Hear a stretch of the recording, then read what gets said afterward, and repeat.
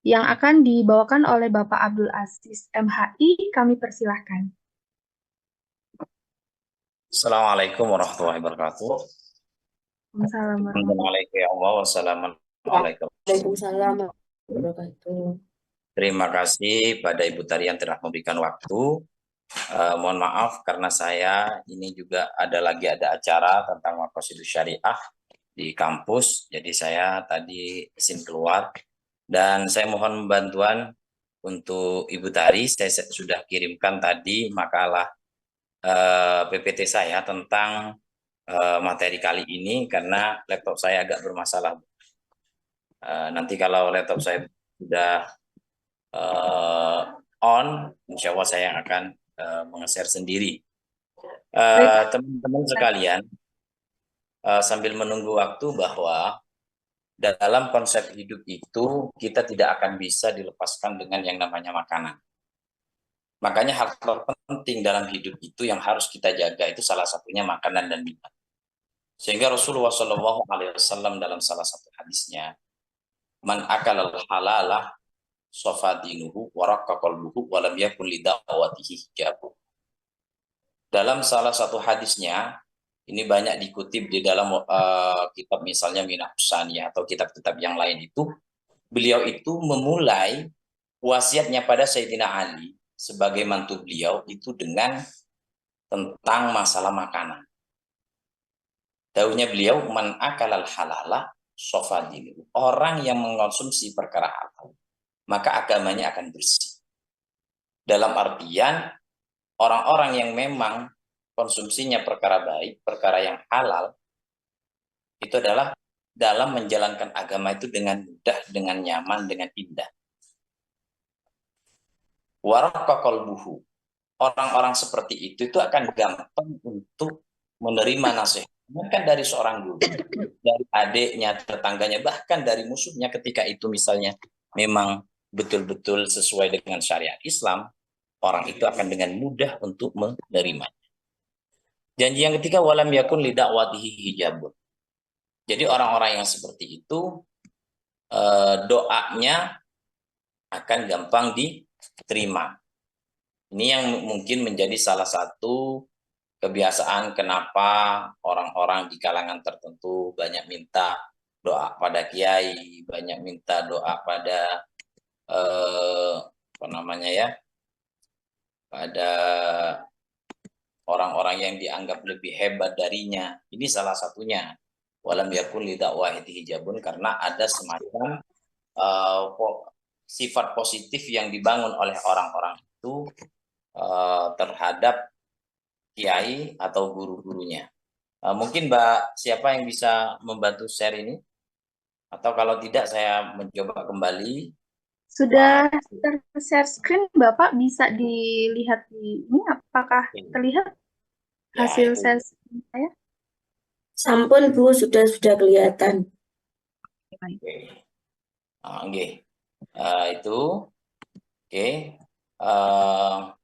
Di sini tentang halal dan thayyib center. Kemudian fokus materi kita kali ini tentang halal dan haram dalam Islam. Ini perkenalkan kami, yaitu nama saya.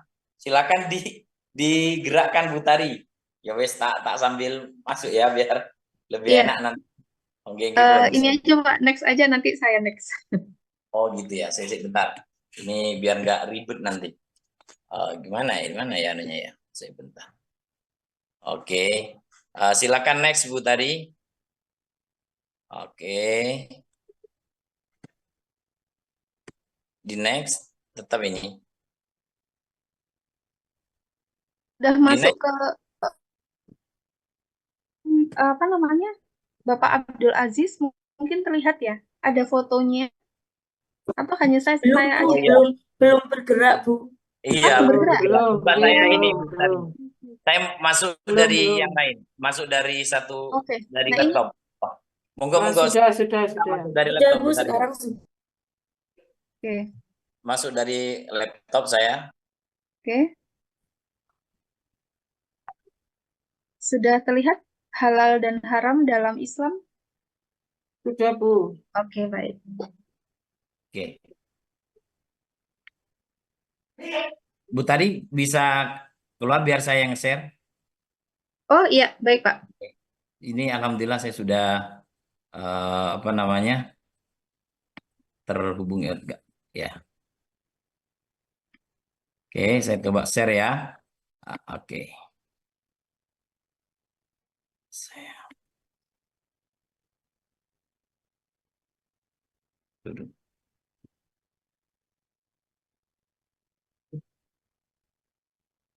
Download barusan tak download. Oke, ngapunten nggih.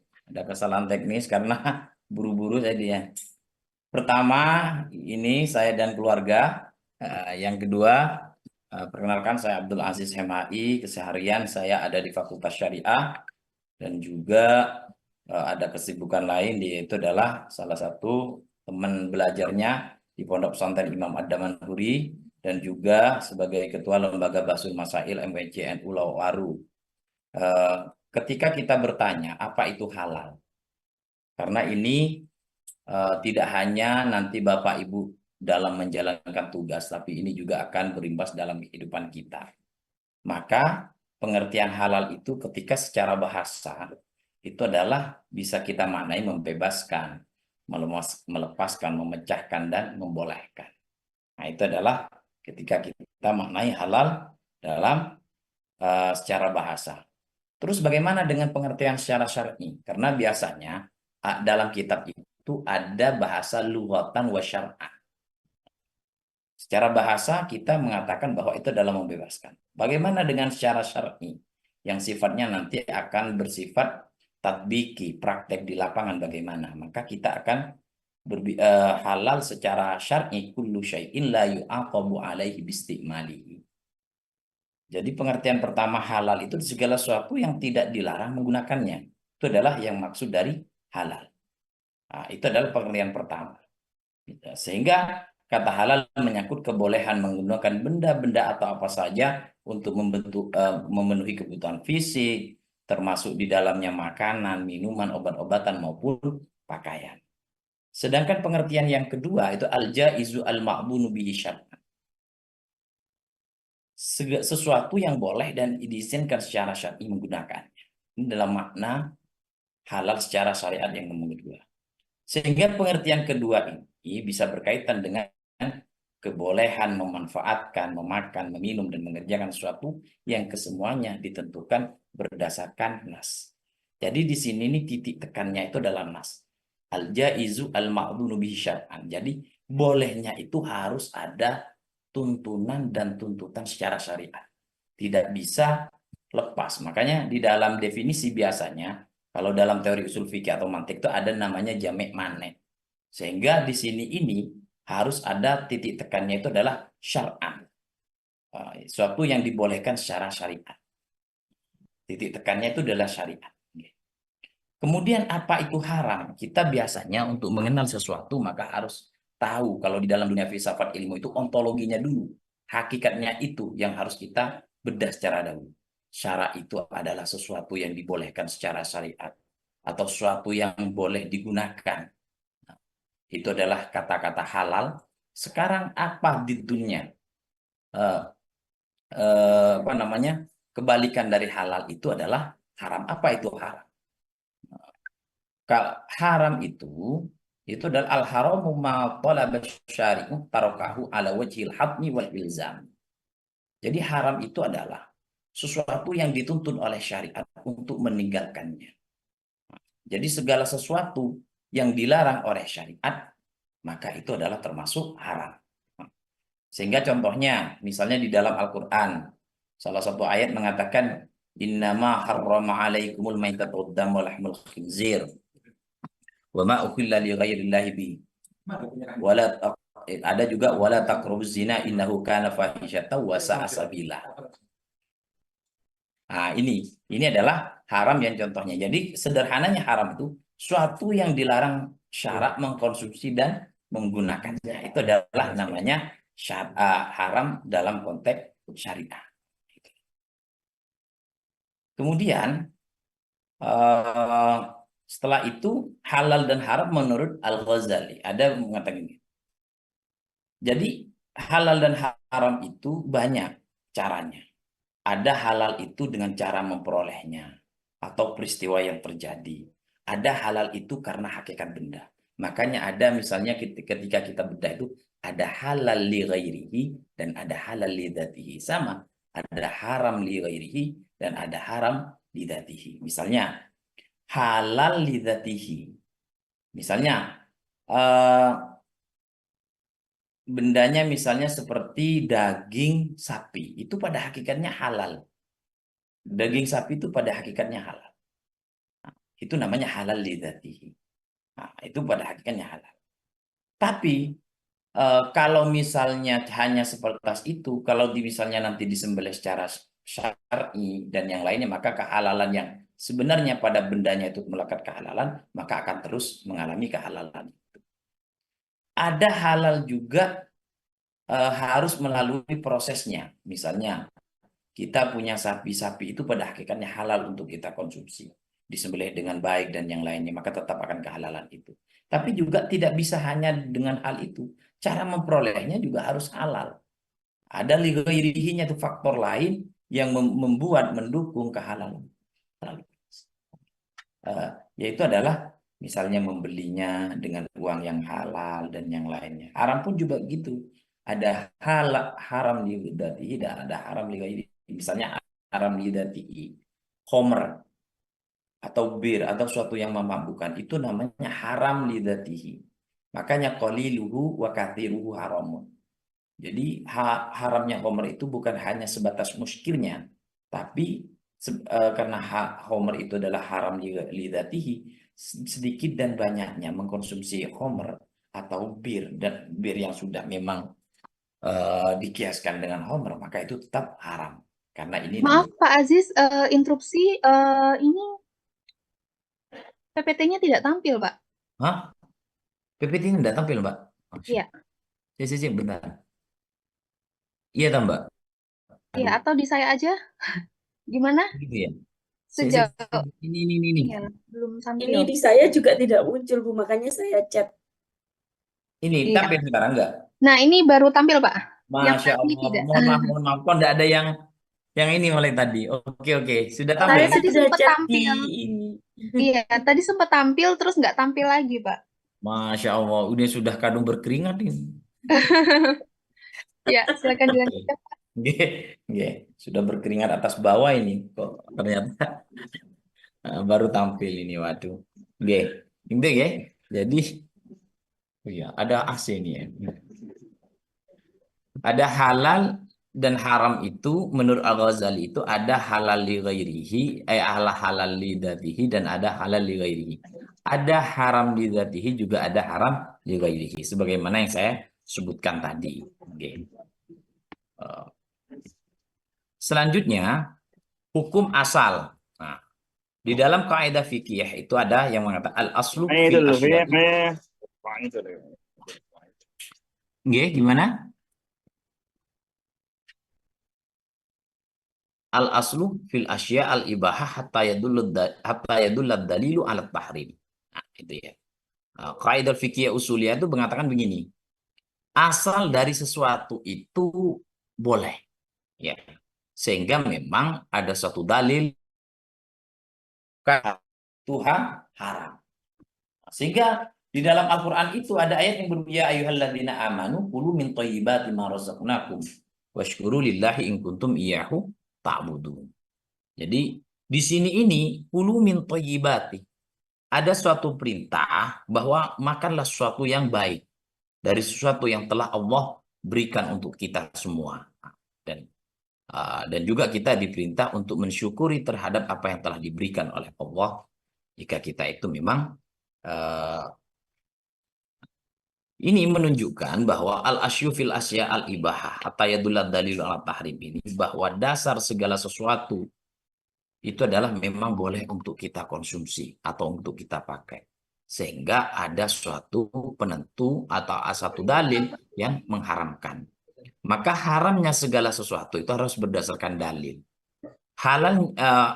kalau selama tidak ada dalil, maka sesuatu itu dikatakan halal.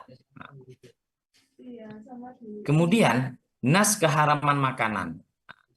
Di sini bisa dilihat, ini mungkin ada babi guling, jangan sampai ngiler semuanya ya. Ini karena ini apalagi yang lagi puasa ini. Nasnya itu hurrimat alaikumul maitatu wad-damu wa lahmul khinzir wa ma uhilla li ghairillahi bi wal munkhaniqatu wal mawqudatu wal mutaraddiyatu wan natihatu wa ma aqala sabu illa ma dzakaitum wa ma dzubiha 'ala nusubi. Ya. Ini jadi nas keharaman makanan itu diharamkan bagimu bangkai, darah, daging babi yang disembelih atas nama selain Allah, yang tercekik, yang terpukul, yang jatuh, yang ditanduk dan diterkam binatang buas, kecuali yang sempat kamu sembelih dan diharamkan ya, bagimu ya segala sesuatu yang itu ya. Ini biar agak cepat, mohon maaf karena terlambat tadi teknisnya. Ini yang sebagaimana tadi makanan haram dalam Al-Maidah itu ada beberapa hal ini. Pertama bangkai. Bangkai itu apa? Makuti aminal bahimati wa ihayatun fayya maitatun. Artinya apa yang dipotong dari binatang dalam mohon maaf yang lainnya bisa Mbak Inggit bisa di mute ya. Makuti aminal bahimati wa ihayatun fayya maitatun. Apa yang dipotong dari binatang dalam keadaan hidup maka suatu tersebut adalah bangkai. Atau bangkai itu sesuatu yang disembelih tanpa standar syariah. Nanti akan saya bahas. Nah, misalnya begini, salah satunya ini dulu ada pada masa Rasulullah SAW, seorang ada yang bertamu. Kemudian dia mempunyai hewan. Kemudian salah hewannya itu akhirnya diambil salah satu anggota badannya, padahal hewan itu masih hidup, untuk disuguhkan padamu yang ada. Maka daging yang disuguhkan yang diambil, misalnya diambil sebagian dari daging pahanya, karena hewannya besar, akhirnya diambil sebagian dari pahanya sekedar untuk kecukupan seorang tamu itu. Maka hewan yang tadi diambil itu termasuk bangkai. Maka itu haram. Ada juga yang disembelih atas nama selain Allah. Makanya wala ta'kulu mimma lam yudhkarismullahi alaihi wa innahu lafisq. Dan janganlah kamu makan binatang-binatang yang tidak disebut nama Allah ketika menyembelihnya, sungguhnya perbuatan yang semacam itu adalah suatu kefasikan. Meskipun ini terjadi ikhtilaful ulama, ada yang mengatakan sunnah membaca bismillah. Tapi yang bisa dimaksud di sini tujuannya bukan untuk selain Allah, untuk persembahan, untuk gini dan yang lainnya. Tapi kalau tidak membaca bismillah, ada ulama mengatakan itu basmalah di dalam menyembelih itu ada yang mengatakan sunnah. Tapi kita di sini menggunakan standar yang lebih ketat, yaitu adalah yang mengatakan wajib. Ada juga darah. Ada juga darah. Hurima minad dima'i maka masfu'an fa amma lahmu khalatahu damun fala ba'sa bihi. Darah yang diharamkan itu adalah darah yang mengalir. Adapun daging yang di sela-selanya terselip darah maka tidak haram. Misalnya begini, biasanya ketika dalam paha ayam atau di sela-sela daging itu kan ada seperti darah, tapi itu bukan darah yang mengalir, memang bagian dari daging itu, maka itu tidak najis sehingga tidak haram untuk dikonsumsi. Nah, dan juga misalnya di sekarang ini ada banyak orang itu mempunyai usaha, entah bahasanya apa gitu, yang seperti hati gitu loh. Yang seperti hati itu biasanya diproduksi dari darah yang dekan, setelah disembelih kemudian ditadahi dengan memakai kaleng atau apa, kemudian dikeringkan, itu persis nanti dengan hati. Maka itu juga najis, sehingga ketika dikonsumsi itu menjadi haram. Itu. Kalau hati, limpa, ataupun paru dan yang lainnya itu kan memang itu sudah diperbolehkan. Tapi yang dimaksud di sini haramnya darah itu adalah darah yang mengalir. Ya, darah yang mengalir. Babi, otomatis ini sudah banyak ayat-ayat yang memang mengharamkan tentang babi tersebut. Nah, ini ada misalnya tentang masalah bagaimana standar penyembelihan sehingga penyembelihan itu tidak menjadi suatu yang diharamkan. Nah, ini ada beberapa perbedaan pendapat. Perbedaan pendapat. Misalnya pendapat pertama, hak orang menyembelih itu harus terputusnya tenggorokan, kerongkongan, dan dua urat leher. Ini adalah keadaan yang terbaik. Jika terputus empat ini, maka sembelihannya halal menurut semua ulama. Jadi begini, di dalam leher itu kan ada saluran nafas dan saluran makanan, hulkum dan mari, ya. Nah, ini terputus, kemudian wadajain. Wadajain ini dikatakan urat saraf yang ada di pinggirnya di sini. Kalau empat-empatnya ini putus semua, maka itu adalah penyembelihan terbaik dan semua ulama mengatakan itu adalah sah. Ini terputus ya, jangan sobek. Meskipun tinggal sedikit, misalnya kayak uratnya hulkum dan mari, urat kerongkongan dan urat untuk makanan itu, maka harus terputus. Saluran nafas dan saluran makan harus terputus. Jangan kiwir-kiwir, misalnya sisa dikit terputus, bukan sobek. Pendapat kedua, ini terputusnya tenggorokan, kerongkongan, dan salah satu urat leher. Sembelihannya benar, halal, dan boleh dimakan. Meskipun keadaan ini derajatnya di bawah kondisi yang pertama. Berarti tiga. Dua tenggorokan dan kerongkongan, jalannya nafas dan jalannya makanan, dan salah satu dari urat nadi yang ada di leher. Nah, itu masih juga boleh. Kemudian pendapat ketiga, yaitu terputusnya tenggorokan dan kerongkongan saja, tanpa dua urat leher. Status sembelihnya sah dan halal. Menurut sebagian ulama, dan menurut pendapat yang lebih kuat dalam masalah ini, dalilnya adalah sabda Nabi Muhammad SAW. Ini dalilnya, man haradam wa dzukira rasulullahi alaihi faquluhu. Nah, jadi ini ya, standarnya itu gini. Pokoknya dua urat yang ada di tenggorokan itu putus, maka itu sudah halal. Insya Allah jenengan ini sudah paham semua tentang ini. Cuman menegaskan kembali. Jangan sobek, tapi harus terputus. Gitu, nggih. Yang dibuat menyembelih itu tidak boleh gigi atau misalnya kuku atau apapun yang misalnya alat sembelihan dari tulang, itu tidak diperbolehkan. Nah, itu tidak diperbolehkan. Harus kalau dari batu itu diperbolehkan, misalnya batunya tajam kayak tempo dulu, itu diperbolehkan. Yang tidak boleh itu adalah dari tulang kayak gigi ataupun kuku. Nah, misalnya kita mempunyai gigi taring sehingga dengan digigit bisa putus, maka itu tetap tidak diperbolehkan. Oke. Makanan yang lain yang diharamkan, ini salah satunya itu adalah hewan buas. Hewan buas itu tidak diperbolehkan, seperti hadisnya Nabi Muhammad SAW, nah Rasulullah SAW an kulli dzinabin minas sibai wa an kulli dzi mikhladin minat tayr. Jadi Rasul itu melarang kita itu mengkonsumsi dari setiap hewan buas yang mempunyai taring dan dari setiap burung yang mempunyai cakar yang kuat. Juga melarang jalalah, hewan pemakan. Kemudian juga melarang suatu yang memabukkan, juga melarang dulu. Ini yang pernah dilarang oleh Rasul, keledai jinak, juga melawan hewan yang disunahkan dibunuh. Nah, ini biasanya yang sunah-sunah dibunuh kayak tikus, kemudian juga kalajengking, kemudian juga elang, kemudian burung gagak, anjing galak, cecak, dan yang hal-hal yang memang sunnah dibunuh itu maka haram dikonsumsi. Oke. Kemudian haram di sini juga tadi makanan-makanan yang diharamkan secara dzatiyahnya atau secara esensinya, secara materinya itu diharamkan. Juga ada yang diharamkan karena cara memperolehnya. Nah, ini bisa satu mencuri.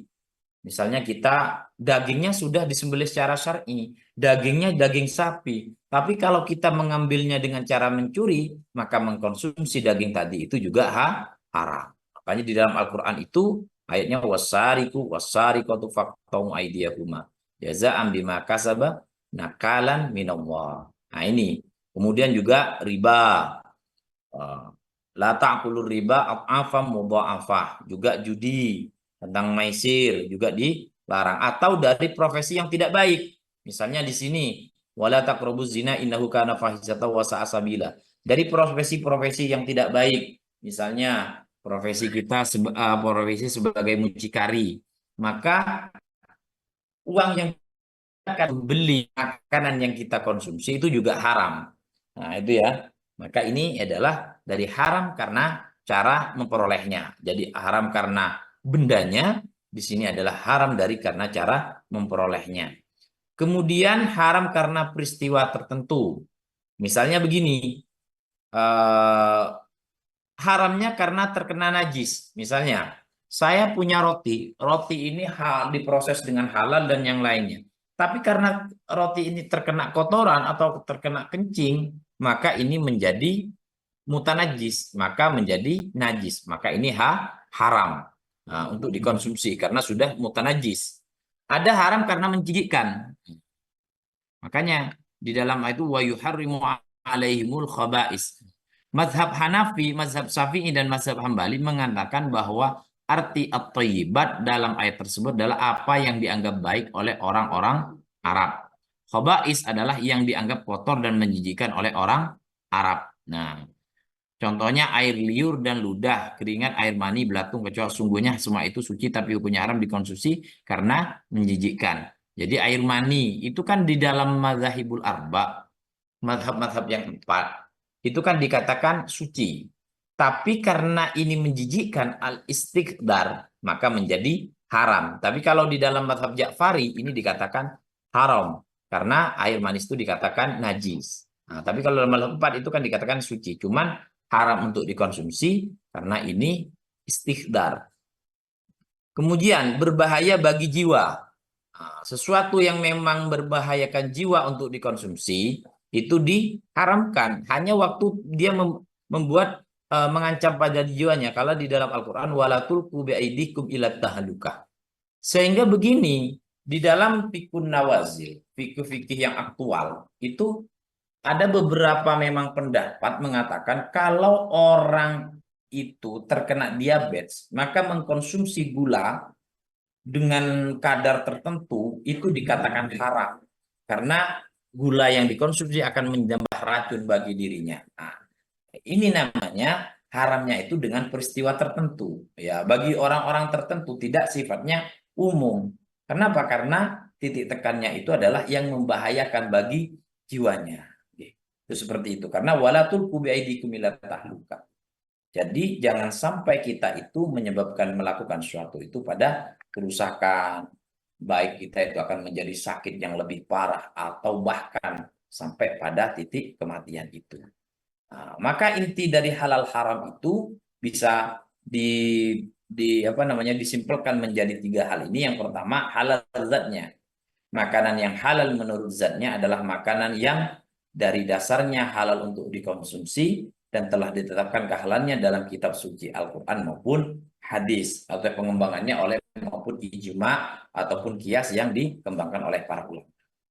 Yang kedua adalah halal cara memperolehnya, yaitu makanan yang diperoleh dengan cara yang baik dan sah. Makanan akan menjadi haram apabila cara memperolehnya dengan jalan yang batil atau jalan yang tidak dibenarkan oleh syariat. Yang ketiga adalah halal cara pengelolaannya, yaitu makanan yang semula halal dan akan menjadi haram apabila cara pengelolaannya tidak sesuai dengan syariat. Sebagaimana penyembelihan yang tidak sesuai dengan standar yang dibenarkan oleh syariat. Semisal paling tidak ketika orang menyembelih itu hulkum dan mari atau jalan nafas dan jalan makanan itu harus terputus. Jangan sampai cuman sobek, tapi harus sampai terputus. Maka hakikat penerapan hukum Islam intinya itu wudi asyara'i'u innama huwa lima salihil ibad fil ajili wal ajili ma'an gitu kalau di dalam kaidahnya. Jadi penetapan syariat hukum Islam itu semata-mata untuk memberikan kemanfaatan, kemaslahatan baik konteks saat ini di dunia maupun untuk konteks kelak di akhirat untuk seorang hamba itu. Jadi ini harus berjalan bersama. Tidak ada hukum Islam itu yang memberikan atau membahayakan pada pemeluknya. Semuanya penerapan hukum Islam itu memberikan kemaslahatan. Baik kemaslahatan itu dirasakan di dunia dan akhirat. Ini adalah beberapa contoh fatwa MUI tentang penyembelihan. Nah ini, semua ini contoh-contohnya tentang fatwa MUI penyembelihan hewan, kemudian fatwa MUI tentang alkohol, fatwa MUI penggunaan mikroba, fatwa MUI tentang pensucian ekstrak ragi, kemudian fatwa MUI tentang air daur ulang. Ini biasanya di kota-kota, misalnya airnya itu diambil dari selokan, yang selokannya itu rata-rata limbah keluarga bagaimana, misalnya. Ini bisa Anda ditemukan di sini. Kemudian fatwa MUI tentang konsumsi bekicot, bagi yang suka sate 02 bisa dibaca ini juga tentang fatwa MUI. Kemudian fatwa MUI tentang kopi luwak. Ini tidak saya baca, nanti PPT saya ini, saya yang buat PPT-nya ini, tapi kalau fatwa-fatwanya ini saya mengambil dari yang lain. Nah, ini bisa saya share, barangkali ada manfaat dan barokahnya. Terima kasih atas atensinya. Itu yang bisa saya sampaikan. Saya kembalikan pada moderator.